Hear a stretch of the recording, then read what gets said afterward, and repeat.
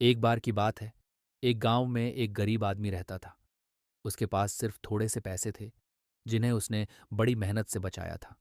एक दिन उसने सुना कि नदी के दूसरी तरफ एक जंगल में एक अद्भुत पेड़ है, जिस पर सोने के फल लगते हैं। यह सुनकर वह आदमी बहुत खुश हुआ और उसने सोचा कि अगर वह उन सोने के फलों को पा सके तो उसकी गरीबी दूर हो जाएगी।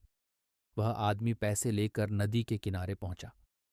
वहां उसे नदी पार करने के लिए कोई साधन नहीं मिला, लेकिन उसने देखा कि एक बड़ा सा मगरमच्छ नदी में तैर रहा है।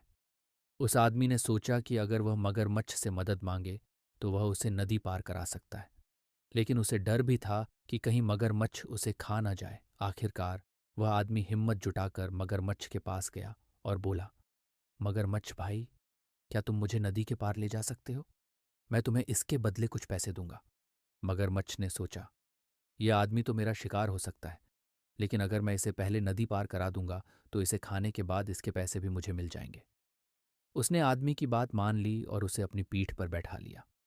जब वे नदी के बीच में पहुंचे तो मगरमच्छ ने सोचा, क्यों ना मैं इसे अभी खा लूं। मगर उसने सोचा कि पहले किनारे पहुंचने दो, ताकि पैसे भी मिल जाएं। किनारे पर पहुंचते ही आदमी ने जल्दी से मगरमच्छ को अपने पैसे दिए और कहा, मुझे छोड़ दो, ये पैसे तुम्हारे हैं। मगरमच्छ ने पैसे लेकर आदमी को छोड़ दिया और खुद सोचा, मैंने इस आदमी को नहीं खाया, लेकिन मेरे पास अब पैसे हैं। आदमी खुशी खुशी जंगल की ओर चला गया और मगरमच्छ अपने पैसों के साथ पानी में लौट गया।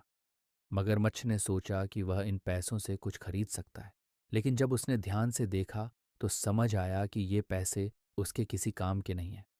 वह निराश होकर बोला, मैंने इस आदमी को खाने का मौका भी खो दिया और ये पैसे भी मेरे किसी काम के नहीं। इस कहानी से हमें यह सीख मिलती है कि लालच में आकर कभी भी सही और